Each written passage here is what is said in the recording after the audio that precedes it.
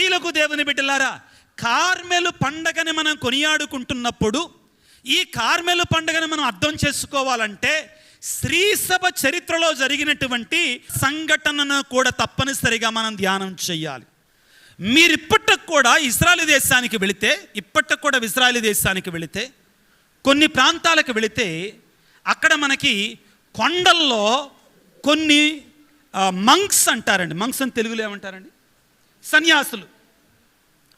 కొంతమంది మంక్స్ అండి ఆ ఇశ్రాయేలు దేశంలో ఉన్న కొండల్లో చిన్న చిన్న గదులు ఏర్పాటు చేసుకొని అక్కడ పవిత్రమైన జీవితాలు జీవిస్తున్నారు. అర్థమవుతుందా? జీవించినటువంటి దాఖలాలు మనకు చూశాను, నేను కళ్ళారా చూశాను. అక్కడ కనబడతాయి మనకి. ప్రియులకు దేవుని బిడ్డలారా, అక్కడ ఇప్పుడు కూడా ఆ మునులు, ఆ ఫాదర్లు, మఠవాసులు అక్కడ నిష్ఠతో పవిత్రంగా పరిశుద్ధంగా ఒంటరి జీవితాన్ని జీవిస్తూ పరిపూర్ణంగా దేవునికి అంకితం చేసుకొని పవిత్రంగా అంకితం చేసుకొని ఇక ఎటువంటి రెండవ ఆలోచన లేకుండా దేవుని కోసమే జీవిస్తున్నటువంటి వారు 9వ శతాబ్దంలో. ఎప్పుడండి? 9వ శతాబ్దంలో ఈ కార్మెల్ మఠవాస గురువులు 9వ శతాబ్దం నుండి కూడా ఈ కార్మెలు కొండ మీద జీవించటం ప్రారంభించారు. 9వ శతాబ్దం నుండి కూడా కార్మెలు కొండ మీద జీవించటం ప్రారంభించారు. వారి ఉద్దేశం ఏంటంటే, వారి తలంపు ఏంటంటే, ఏలియా ప్రవక్త ఏ విధముగానైతే నిజదేవుని మాత్రమే ఆరాధించాడో, ఏలియా ప్రవక్త ఏ విధముగానైతే దబ్బర ప్రవక్తలను పారద్రోలాడో, అవిశ్వాసాన్ని పారద్రోలాడో, అదే విధముగా మేము కూడా ఆ మరియ తల్లి యొక్క ప్రార్థనా సహాయము ద్వారా ఏలియా ప్రవక్త ద్వారా పవిత్రంగా జీవించాలి అనేటువంటి తలంపుతో ఈ కార్మెలు కొండ మీద కార్మెలు మఠవాసులు అక్కడ చేరి ప్రార్థన, పరిత్యాగము, విశ్వాసముతో జీవించటం ప్రారంభించారు. అయితే 11వ శతాబ్దం అయిపోయిన తర్వాత 12వ శతాబ్దంలో వాళ్ళకు ఒక పెద్ద సమస్య వచ్చి పడిందండి. ఏమిటి అంటే, చరిత్ర మాత్రమే చెప్తున్నానండి. ఇస్లామీయులు, మహమ్మదీయులు అక్కడ యుద్ధం చేసి అక్కడ ఉన్నటువంటి కార్మెలు మఠవాసులను రాసి రంపాన పెట్టడం ప్రారంభించారు. వాళ్ళని హింసించటం ప్రారంభించారు. డేట్లు 1 సంవత్సరం ముందు వెనక ఉండొచ్చండి. అయ్యా పెద్ద గురువులు ఏమనమాకండి అయ్యా, ఒకవేళ 1 సంవత్సరం ముందుకి వెనక్కి వస్తే. Hallelujah, praise the Lord, praise the Lord, hallelujah. అటువంటి సమయంలో ప్రియులారా, ఈ మఠవాసులని, కార్మెల్ మఠవాసులని అక్కడి నుంచి వాళ్ళు తరిమేశారు, చిత్రహింసలు పెట్టారు, చంపివేశారు. గుర్తుపెట్టుకోండి, మఠవాసులను, పవిత్రంగా జీవించేటువంటి వారిని ఏలియాలాగా పవిత్రంగా నిజదేవుని ఆరాధిస్తూ జీవించాలని ఆశపడుతున్నటువంటి ఆ మఠవాసులని వాళ్ళు చంపివేశారు. కొంతమందిని తరిమివేశారు, కొంతమందిని చిత్రహింసలకు గురి చేశారు, కొంతమందిని బంధించారు. ఆ సమయంలో ప్రియులారా, ఈ మఠవాసులందరూ కూడా ఇటలీ దేశానికి వచ్చారు, రోము నగరానికి వచ్చారు. అయితే అక్కడ కూడా వీళ్ళకి శ్రమలు తప్పలేదు. ఎప్పుడైతే మనం సత్యంగా జీవిస్తామో, నీతిగా బ్రతుకుతామో, నిజదేవుని ఆరాధిస్తామో శ్రమలు తప్పనిసరిగా ఉంటాయి. యేసు ప్రభు ఏమన్నాడు? నన్ను అనుసరింపగోరువాడు సుఖమైనటువంటి మార్గంలో నడవమన్నాడా? సువిశాలమైన మార్గంలో నడవమన్నాడా? ఏమన్నాడు?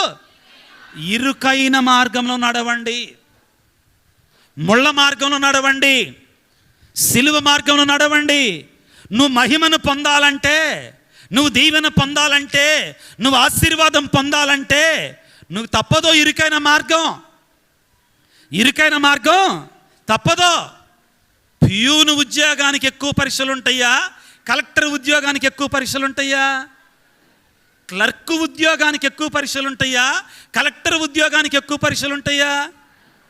మరి పెద్దోడు ఉద్యోగం కొట్టాలంటే, కలెక్టర్ ఉద్యోగం కొట్టాలంటే ఎక్కువ పరీక్షలు ఎదుర్కోవాలి. ఈ కార్మెల్ మఠవాసులకు కూడా ఎన్నో శ్రమలు ఎదురయ్యాయి. ఆ సమయంలో ప్రియులారా, వాళ్ళ సభ అధినేత మరియ తల్లి పాదాల సన్నిధికి వెళ్ళి ప్రార్థన చేశాడు. అమ్మా, ఇక మా మఠాన్ని కాపాడే తల్లివి నీవేనమ్మా, మా కోసం ప్రార్థన చేసే అమ్మవ నీవేనమ్మా అని మరియ తల్లి పాదాల సన్నిధిలో కన్నీటితో ప్రార్థన చెయ్యగా, ప్రియులారా, అక్షరాల ఇదిగో 1251 సంవత్సరం, 1251 సంవత్సరం జూలై 16వ తారీఖున మరియ తల్లి పునీత సైమన్ స్టాక్ గారికి ఒక దర్శనములో కనబడి ఆ కార్మెల్ మఠ అధినేతకి ఒక స్కాపులర్ ఇచ్చింది, ఉత్తరీయాన్నిచ్చి దీనిని మీరు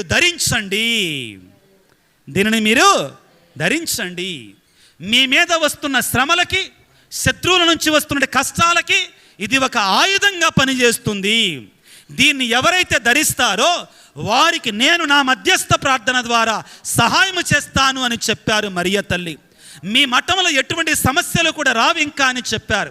ఆ రీతిగా ప్రియులకు దేవుని బిడ్డలారా 1251 సంవత్సరంలో జూలై 16వ తారీఖున మరియ తల్లి దర్శనమిచ్చి స్కాపులర్ ఇచ్చిన తర్వాత ఆనాటి నుండి ప్రియులకు దేవుని బిడ్డలారా ఈ మఠవాసులకి ఎటువంటి కష్టము లేకుండా ఆశ్చర్యకరంగా ఈ మఠం అనేటువంటిది దినదిన ప్రవర్ధమానముగాంచి ప్రపంచమంతటా కూడా ప్రాకిపోయింది. ఇది మరియ తల్లి చేసినటువంటి ఒక గొప్ప అద్భుతం ప్రియులకు దేవుని బిడ్డలారా. ఇది శ్రీ సభ చరిత్రలో జరిగినటువంటి మహా గొప్ప అద్భుతం ప్రియులకు దేవుని బిడ్డలారా. ఏమి నేర్పిస్తుంది ఈ సంఘటన? ఏమి నేర్పిస్తుంది ఈ అద్భుతం ప్రియులకు దేవుని బిడ్డలారా? ఎప్పుడైతే మనం విశ్వాసముతో పునీత సైమన్ స్టాక్ గారు లాగా మరియ తల్లి పాదాల సన్నిధికి వెళ్ళి మన కష్టాలలో, మన బాధలలో ఆ మరియ తల్లి యొక్క పాదాలను పట్టి ఆ తల్లి యొక్క మధ్యస్థ ప్రార్థన ద్వారా వేడుకుంటామో ఆ మరియ తల్లి తప్పనిసరిగా మన కొరకే ప్రార్థన చేసి మన కష్టాలని, మన బాధలని తీసివేస్తుంది. ఇది బైబిలు ఆధారం ప్రియులకు దేవుని బిడ్డలారా. బైబిలులో చెప్పబడిన సంఘటన ప్రియులకు దేవుని బిడ్డలారా. బైబిలులో చెప్పబడినటువంటి వేద సత్యాలు ప్రియులారా గుర్తుపెట్టుకోండి. శ్రీ సభలో పునీతులు ఇచ్చినటువంటి మఠాలలో ఈ కార్మెల్ మఠమే ఎక్కువ పునీతులను ఇచ్చింది. చప్పట్లు కొట్టండి. ఈ కార్మెల్ మఠం నుండి ఉద్దండులైన పునీతులు ఉన్నారు. అవునండి, మనఃపూర్వకంగా ఈ శ్రీ సభలో ఈ గురువులు, ఈ మఠవాసులు చేసినటువంటి సేవని, వారి భక్తిని మనం అభినందించాలి. అభినందించటం మాత్రమే కాదు, వారి అడుగుజాడలో మనం నడవాలి. శ్రీ సభలో గొప్ప గొప్ప పునీతులైనటువంటి పునీత అవిలాపురి తెరేసమ్మ గారు, ఎవరండి? పునీత చిన్న తెరేసమ్మ గారు, అందరికి ఇష్టమైన పునీతురాలు. ఇంకా సిలువ యోహాను పునీతుడు, జాన్ ఆఫ్ ద క్రాస్ అంటామండి. ఇంకా జర్మనీ దేశంలో ఒక థియాలజీ ఈడిత్ స్టైన్. ఇటువంటి పునీతులు కోకొల్లలో ఉన్నారు. ఇవన్నీ చెప్పుకుంటా వెళితే సాయంత్రం దాకా చెప్పుకోవచ్చు. చాలామంది పునీతులు ఉన్నారు. మరియమాత నశించిపోతున్నటువంటి, శత్రువుల చేతులు నలిగిపోతున్నటువంటి ఈ మఠాన్ని ప్రార్థన చెయ్యగా ఈ కార్మెల్ మఠాన్ని ఆ కార్మెల్ మాత కాపాడింది. ఆనాటి నుండి ఈనాటి వరకు కూడా కాపాడుతూనే ఉంది ప్రియులకు దేవుని బిడ్డలారా. Hallelujah, praise the Lord, praise the Lord, praise the Lord. మరియ తల్లి ప్రియులకు దేవుని బిడ్డలారా నిన్ను నన్ను కూడా కాపాడుతుంది. కార్మెల్ మఠాన్ని మాత్రమే కాదు, ఈ సంఘటన ద్వారా నీకు నాకు నేర్పించే సత్యం ఏమిటి అంటే, నీవు కూడా సైమన్ స్టాక్ గారు లాగానే, ఆ మఠవాసులు లాగానే మరియ తల్లి యొక్క మధ్యస్థ ప్రార్థనను వేడుకుంటే ఆ కార్మెల్ మాత తప్పనిసరిగా నీకు సహాయము చేస్తుంది. వాళ్ళు మాత్రమే కాదు ప్రియులకు దేవుని బిడ్డలారా, మీ ఎదురుగా నిలబడి మీకు వాక్యాన్ని బోధిస్తున్నటువంటి ఈ విజయరాజు ఫాదర్న కూడా జర్మనీ దేశంలో అనారోగ్యంతో మంచం మీద 6 నెలల పాటు పడుకుంటే ఆ మరియ తల్లిని వేడుకుంటే ఈ రోజున మరలా మీ ముందుకు తీసుకొని వచ్చి నిలబెట్టింది ఈ పరిశుద్ధ జపమాలే. ఈ సాక్ష్యాన్ని నేను ఇంతకుముందు తపస్కాలానికి ఇక్కడ వాక్యాన్ని బోధించడానికి వచ్చినప్పుడు కూలంకుషంగా సవివరంగా బోధించాను. Hallelujah, praise the Lord, praise the Lord. ప్రియులకు దేవుని బిడ్డలారా, కార్మెలు మాత పండగ మనకు నేర్పించే సత్యం ఇదే. ఏ రీతిగానైతే అలనాడు కార్మెలు కొండ మీద ఏలియా ప్రవక్త నిజమైన విశ్వాసాన్ని బోధించాడో, ఏ రీతిగానైతే మరియ తల్లి ప్రియులారా కార్మెల్ మాత ఆ కార్మెల్ మఠాన్ని కాపాడిందో, అదే విధముగా నీవు నేను కూడా నిజమైన విశ్వాసముతో, పై విశ్వాసముతో నామమాత్రపు విశ్వాసం వద్దు. నిజమైన విశ్వాసంతో ఆ మరియ తల్లి పాదాలను మనం సందర్శించగలిగితే, వేడుకోగలిగితే, ఆ మరియ తల్లి నీ జీవితంలో నా జీవితంలో కూడా సహాయం చేస్తుంది. ఏ రీతిగా కానాపల్లి పెళ్లిలో యోహాను సువార్త 2వ అధ్యాయం 1 నుండి 11 వచనాలలో నిరూపించిందో, అదేవిధంగా లూకా సువార్త 1వ అధ్యాయం 38వ వచనంలో ఇదిగో నేను ప్రభువు దాసురాలనని దేవుని కుమారుని మనకు ప్రసాదించిందో, అదేవిధంగా యోహాను సువార్త 19వ అధ్యాయం 26వ వచనం నుంచి 27వ వచనం వరకు ఆ సిలువ చెంతన నిలబడి చివరికి మనందరికీ రక్షణ తీసుకుని వచ్చిందో, ఏ రీతిగా ప్రియులకు దేవుని బిడ్డలారా ఇదిగో అపోస్తుల కార్యాలు 1వ అధ్యాయము 13, 14 వచనాలలో మేడపై గదిలో అపోస్తులకు ధైర్యం చెప్పిందో, వారికి తోడుగా ఉందో, అదేవిధంగా నీకు నాకు కూడా మరియ తల్లి సహాయము చేస్తుంది. Hallelujah. Praise the Lord, praise the Lord, praise the Lord. మరొక అంశాన్ని నేర్చుకొని ముగించుకోవడానికి ప్రయత్నం చేద్దాం. ఏంది స్వామి ఇంకొక అంశం ఏంటి? బైబిల్ గ్రంథం ప్రియులారా కార్మెలు కొండని బహు సుందరమైన కొండ అని పోలుస్తుందండి. ఏమని పోల్చుద్దండి? దయచేసి బైబిల్ దగ్గర ఉన్నటువంటి వాళ్ళు ఈ వాక్యాన్ని నాకు చదివి వినిపిస్తారా? యెషయా గ్రంథము 35వ అధ్యాయము 2వ వచనము. అది జాజిపూలు పూయునుగాక, అది జాజిపూలు పూయునుగాక, సంతసముతో పాటలు పాడునుగాక, సంతసముతో పాటలు పాడునుగాక, అది లెబానోను వలె వైభవముగా అలరారునుగాక. కర్మెలు, వినండి ప్రియులారా, ఎలాగంటండి? కార్మెలు చదువమ్మా. షారోను మండలముల వలె సారవంతమగును. Hallelujah. Praise the Lord, praise the Lord. కార్మెలు కొండని 2 పదాలతో బైబిల్ గౌరవిస్తుందండి. ఏంటివవి? బహు సుందరమైనటువంటిది, రెండవది బహు సారవంతమైనటువంటిది. కార్మెలు కొండ ఎంత సుందరమైన పదాలు ప్రియులారా, ఎంత అద్భుతమైన పదాలండి. కార్మెలు కొండట బహు సుందరమైనటువంటిదట, అదేవిధంగా బహు సారం. మరొకసారి వాక్యాన్ని మొత్తాన్ని చదువు మొదటి నుంచి. అది జాజిపూలు పూయునుగాక. ఏం పోస్తుందంటండి? జాజిపూలు. జాజిపూలు అంటే ఏంటండి? ఏంటి? కరెక్టే చెప్పండి. తెలుగులో మనకి జాజిపూలు అంటే ఏం పూలు తెలుసా మీకు? ఎంతమంది ఆడోళ్ళు ఉంటే మగోడు దాని గురించి వివరించడం బాగోదు. ఆ పూలు ఇష్టపడేటువంటి ఇంతమంది ఆడోళ్ళు ఉన్నప్పుడు ఒక పురుషుడు దాని గురించి వివరించడం బాగోదు. ప్రియులకు దేవుని బిడ్డలారా, చదువు మొదటి నుంచి చదువు. అది జాజిపూలు పూయునుగాక, అది జాజిపూలు పూయునుగాక, సంతసముతో పాటలు పాడునుగాక, సంతసముతో పాటలు. చదువమ్మా. అది లెబానోను వలె వైభవముగా అలరారును. కర్మెలు షారోను మండలము వలె సారవంతముగా ఉండునుగాక. కర్మెలు కొండని పిల్లారా జాజి పూలతోటి ఇంకా సారవంతమైన నేలతోటి పోలుస్తున్నారండి. హల్లెలూయా, ప్రైజ్ ది లార్డ్. కార్మెలు పండగ అంటే చాలా ఉంది, అందులో తెలుసుకుందాం ప్రియులకు దేవుని బిడ్డలారా. యెషయా గ్రంథము 33వ అధ్యాయము 9వ వచనాన్ని చదువుకుందాం. యెషయా గ్రంథము 33వ అధ్యాయము 9వ వచనాన్ని చదువుకుందాం. ప్రజలు పొలములను సాగు చేయక వదిలివేసిరి. లెబానోను అడవులు వాడిపోయినవి.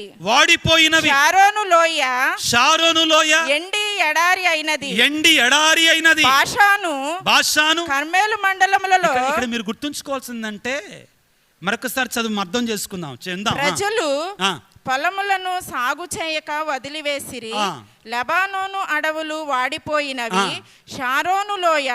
ఈ కార్మెలు కొండకి వేరే పేర్లు ఉన్నాయండి, అది కూడా మీరు తెలుసుకోవాలి. అర్థమైందా? కార్మెలు కొండకి వేరే పేర్లు కూడా ఉన్నాయి.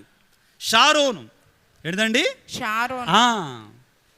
గమనించండి పిల్లారా, సుందరమైన పేర్లండి ఇవన్నీ కూడా. దాన్ని జాజి పూలతో పోలుస్తుంది, సారవంతమైన నేలతో పోలుస్తుంది. ఇప్పుడు ఏమంటున్నారంటే అయ్యో అది ఎండిపోయిందే అంటున్నారండి. ఏమైందంటండి? ఎండి ఎడారి అయినది. మరొక్క వాక్యాన్ని చదువుకుందాం పిల్ల. పరమగీతము 7వ అధ్యాయం 5వ వచనం. పరమగీతము 7వ అధ్యాయం 5వ వచనాన్ని చదవండి. పరమగీతం 7వ అధ్యాయము 5వ వచనం. ప్రియులారా, ఇదిగో వినండి, ఇశ్రాయేలు ప్రజలని దేవుని యొక్క సతీమణిగా పోలుస్తుందండి పరమగీతం. ఇశ్రాయేలు దేవుడు ఇష్టపడి ప్రేమించిన స్త్రీ అన్నమాట. అది ఒక రూపకలంకారంలో నడిచేటువంటి పుస్తకం అండి. దాన్ని మనం తప్పుపట్టకూడదు, జాగ్రత్తగా ఆలోచించాలి. అయితే ఇక్కడ ఏమని చెప్తుందండి? చదువమ్మ ఇప్పుడు జాగ్రత్తగా. నీ శిరస్సు కర్మేలు కొండవలే ఉన్నతముగా నిలిచి ఉన్నదే, నీ జడలు మెరయుచున్నవి, వాని సొబగునకు రాజు బంది. ఇక్కడ రాజు అంటే దేవుడు అండి, దయచేసి గుర్తుపెట్టుకోండి. రారాజు ఏమంటున్నారండి? ఇశ్రాయేలు ప్రజల్ని కర్మేలు కొండతో పోలుస్తున్నాడు. ఏమనట? ఆ యొక్క ఇశ్రాయేలు ప్రజలనే దేవుని యొక్క సతీమణి ఒక స్త్రీ, ప్రియులారా, ఎలాగుందంట? ఆమె జుట్టు కార్మేలు కొండ యొక్క అందములాగా ఉందంటండి. ఎలా ఉందట? అంటే బైబిల్ గ్రంథంలో ప్రియులారా, కార్మేలు కొండ బహు సుందరమైనటువంటిదిగా మనకి చిత్రీకరించబడింది. బహు అందమైనటువంటిదిగా, బహు సారవంతమైనటువంటిదిగా, దేవుడు ఇష్టపడేదిగా, దేవుడి నివాసం ఉండేదిగా మనకి చిత్రీకరించబడింది. ప్రియులారా, ఇప్పుడు మనం మరియ తల్లి వైపు చూడాలి. మరియమాత కూడా బహు సుందరమైనటువంటిది, బహు అందమైనటువంటిది. మనం మాట్లాడేది బాహ్యమైన సౌందర్యాన్ని గురించి కాదు, మరియ తల్లిని గురించి మాట్లాడేటప్పుడు ఆత్మీయ వరాల గురించి మాట్లాడుతున్నాం. దేని గురించి అండి? మరియమాత యొక్క ఆత్మీయ వరాల గురించి మనం మాట్లాడుతున్నాం. ప్రియులకు దేవుని బిడ్డలారా, లూకాసు వార్త 1వ అధ్యాయము 28వ వచనంలో మనం చదువుకున్నప్పుడు దేవుని యొక్క దూత మరియ తల్లితో ఏమని అంటుందండి? దేవ వరప్రసాదముల చేత నిండిన మరియమ్మ, దేవుని యొక్క వరాల చేత నిండినటువంటి మరియ తల్లి, నీకు వందనమమ్మా అనని మనము సంబోధిస్తాం గబ్రియేలు సన్మంతుడి మాటలలో. ఆ పాట వచ్చండి, సుగుణాల రాశి సౌందర్య. వచ్చా? అక్కడి నుంచి మొదలుపెట్టి పాడండి. సుగుణాల రాశి సౌందర్య మాత, శ్రీ యేసుని జనని మా మేరీ మాత. సుగుణాల రాశి సౌందర్య మాత, శ్రీ యేసుని జనని మా మేరీ మాత. చాలండి. మరియమాతని సుగుణాల రాశి సౌందర్య మాత అని పిలుస్తామండి. ఏ విధంగా సుగుణాలు? బాహ్యమైన సౌందర్యం కాదు. ఏ సౌందర్యం అండి? మరియ తల్లి ఆంతరంగికంగా దైవికమైన సౌందర్యం. మరియ తల్లి దేవుని యొక్క వరాలతోటి సౌందర్యముతో నింపబడిందే. కార్మేలు కొండ ఏ విధముగా సుందరముగా ఉందని పాత నిబంధన సంబోధించిందో, నూతన నిబంధన మరియ తల్లి, ప్రియులారా, నూతన నిబంధనలో కూడా మరియ తల్లి బహు సౌందర్య రాశి, ఆత్మీయ వరాలతో నింపబడింది. కాబట్టి ఆ మరియ తల్లి ఈ రోజున కార్మేలు మాత మనందరి కూడా సవాలు విసురుతుంది. నీ హృదయం దేవుని కొరకై సుందరముగా ఉందా? నీ హృదయం పరిశుద్ధముగా ఉండి దేవుని కొరకై సౌందర్యంగా ఉందా? పాపముతో నిండి చెడు జీవితాన్ని జీవించుకుంటా దేవునికి దూరంగా బతికి వచ్చి నేను కార్మేలు మాత పండగ చేసుకుంటున్నా, ఉపయోగం ఉందా? లేదండి. నీవు నేను కూడా మరియ తల్లిలాగా జీవించాలి. రోమాపత్రిక 12వ అధ్యాయము 1వ వచనములో ఏ రీతిగానైతే పౌలు గారు చెప్పారో, వినండి పిల్లరా, ఏ రీతిగానైతే పౌలు గారు చెప్పారో, నిన్ను నీవు దేవునికి సంపూర్ణ సమర్పణగా చేసుకోవాలి. మరియ తల్లి కార్మెలు మాత సౌందర్య రాశి, సుగుణాల రాశి అయిన మరియ తల్లి, కార్మెలు కొండకి నిదర్శనముగా ఉన్నటువంటి మరియ తల్లి ఏ విధముగానైతే తనను తాను సౌందర్యంగా పవిత్రంగా మలచుకుందో, పురుషుని కూడా ఎరగకుండా జీవించిందో, అదేవిధంగా నిన్ను నీవు పవిత్రంగా ఉంచుకోవాలి, కార్మెలు కొండగా మార్చుకోవాలి. ఇప్పుడు చదువుకుందాం. కాబట్టి సోదరులారా, సహోదరులారా, పరిశుద్ధమును దేవునికి ప్రీతికరమైన సజీవ యాగముగా మీ శరీరములను ఆయనకు దేవునికి సమర్పించుకోండి. ఏ విధంగానంటండి? పవిత్రమును, పరిశుద్ధమును, ఇంకా సజీవ యాగముగా, పాపము లేకుండా మీరు కూడా పరిశుద్ధులుగా ఉండాలి మరియ తల్లి వలె, సౌందర్య రాశి వలె. అప్పుడే మీ పండగకి అర్థం వస్తుందండి. కార్మెలు మాత పండగకి అర్థం వస్తుంది, లేకుంటే అర్థం లేదు. నీవు నేను కూడా మరియ తల్లి వలె మారాలి. ఆ సౌందర్య రాశిలాగా మనం కూడా మారాలి.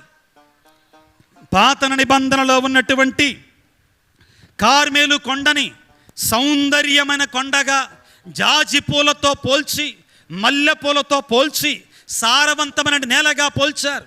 నూతన నిబంధనలో ఉన్న కార్మెలు మాతని సౌందర్య రాశిగా, సుగుణాల రాశిగా, దేవుని యొక్క వరప్రసాదాల చేత నిండినటువంటి తల్లిగా మనందరం కొనియాడుతున్నాం. ఈ పండుగను మనం కొనియాడుకుంటుండగా మనందరము కూడా మన తల్లిలాగా, మరియ తల్లిలాగా పవిత్రంగా, పరిశుద్ధంగా ఈ శరీరాన్ని, ఈ ఆత్మని దేవునికి సమర్పించగలిగినప్పుడే ఆ దేవుని యొక్క, ఆ మరియ తల్లి యొక్క ఈ కార్మెల మాత పండగకి అర్థం, పరమార్థం ఉంటుంది. ఈ రోజున మరియ తల్లిని మనందరం ఒక ప్రార్థన చేసుకుందాం. ఏమిటి అంటే, అమ్మా తల్లి మరియ మాత, కార్మెలు మాత, నీ మధ్యస్థ ప్రార్థన ద్వారా మేము కూడా నిజమైన విశ్వాసాన్ని పాటించులాగన మా కొరకే ప్రార్థన చేయి. రెండవ వరం, అమ్మా మరియ తల్లి, కార్మెలు మాత, మేము కూడా నీలాగా